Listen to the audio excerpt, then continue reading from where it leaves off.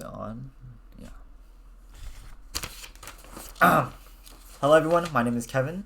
Today, I am assigned a project called The Artifact Speech by my public speaking teacher. At first, I was kind of skeptical on doing it, but after thinking, it is an actual really good project to get to know other people, other classmates, and build connections. Growing up for me, it was really hard to make friends because of how introverted I am. But whenever teachers did do like icebreakers or even group activity work, it really made all of the students, have to interact with each other. And by doing that, I was actually able to make a lot of friends. One of my closest friends, I met through a school project. So, yeah, I feel like this is a great project to get to know other people, see if anybody has the same interests as me, and it's a really great way to make connections. So I'm very curious to see what you guys bring to the table. Besides that, this project seems really fun, and I can't wait to start showing off these three items I have for you guys today. This first off, let's do a little skim over of everything. Number one is this. I'm not gonna spoil anything for you guys, so I'm just gonna show it off, and we'll get into it in a second. Number two will be this. And number three will be this. Alright, so now that you guys have all of these items in your hand, I'm going to be explaining each items and why they are so important to me. Starting at number one, you guys are probably familiar with this. It is a Pokemon card. These are way flashier than other Pokemon cards because, well, look at it. It's shiny. There's a huge character that pops out unlike regular Pokemon cards. And there's Japanese writing on here. It also says Mega, well, not Mega, but M in the front and EX in the back. This is because this is not an ordinary Pokemon card. It is actually EX card, right? These are more rare and are worth a lot more than regular Pokemon cards. Why is this important to me? Number one is because Pokemon in my childhood was the biggest thing for me. A lot of kids had different things growing up, but Pokemon was always there for me, whether it was TV, toys, and even just collecting cards as well. It was my comfort activity growing up, and I can't imagine myself without Pokemon. To this day, most of my friends play Pokemon, they trade Pokemon, they buy Pokemon, they're Pokemon fanatics, and Pokemon to me, it's a really big part of my life. I've been to countless Pokemon conventions. I've watched the entire anime series. Pretty much did everything you can imagine with Pokemon. Played all the games. And to me, Pokemon is more than just a franchise. It was my childhood. The television shows, gave me a lot of life lessons as well. And honestly helped me with my English as well. Because growing up, I actually did not speak English. I didn't start speaking English until I was about 7 or 8. So I learned English very late.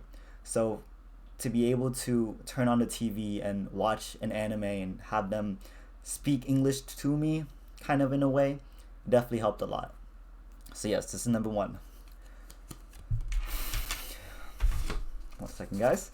Okay, number two is this kind of bracelet here. And this is actually given to me by my grandpa, who was a Vietnamese war veteran who fought for the South when they were being invaded by the North.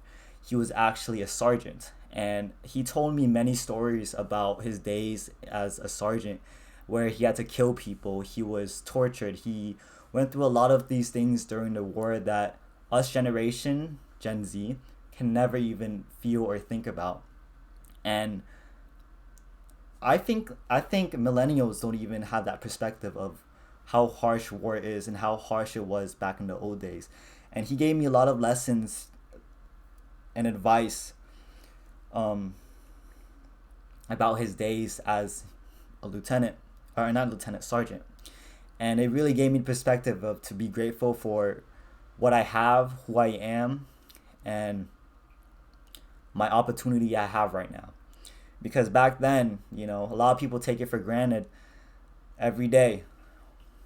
Back then it was hard, man. Especially if you were an immigrant going to a new country, it was tough. So this bracelet he gave me was a reminder to me to whenever I feel kind of ungrateful, because nowadays younger people, even older people, are always ungrateful for their positions. People want, oh, I want this new iPhone, or oh, I wish I can have this for lunch, oh, I want this new BMW. Be grateful for what you have now, because some people in like across the world, they don't have that. Even water, people take water for granted so much. He told me stories on stories about how he was so thirsty he had to drink crazy things. But yeah, that's item number 2. This item really shows my family history, as well as some lessons that are engraved into my head of just being grateful in who I am. Not being grateful for what I have, I meant. And the third one is, this is a jiu-jitsu belt. This is a white belt. This is the first starting belt you get when you do jiu-jitsu. I've been doing jiu-jitsu for about 1.5 years now. I have another belt. It's a white belt still, but there's more stripes on it. There's only 1 stripe on this one. The other belt has about 2 other stripes. Growing up, like I said, I couldn't speak the best English, so I was very insecure and unconfident in myself. But after I did jiu-jitsu, it really gave me a lot of confidence and really helped with my insecurities and feel proud of who I was. And being able to do any martial art will give you confidence no matter what. Being able to, stick up for yourself, stand up for yourself, defend yourself is very important. So this is a huge part of my life as well. That's everything I have for you guys today. I hope you guys are able to learn a little bit something about me. And I'm going to be curious to see what you guys have. See you guys later.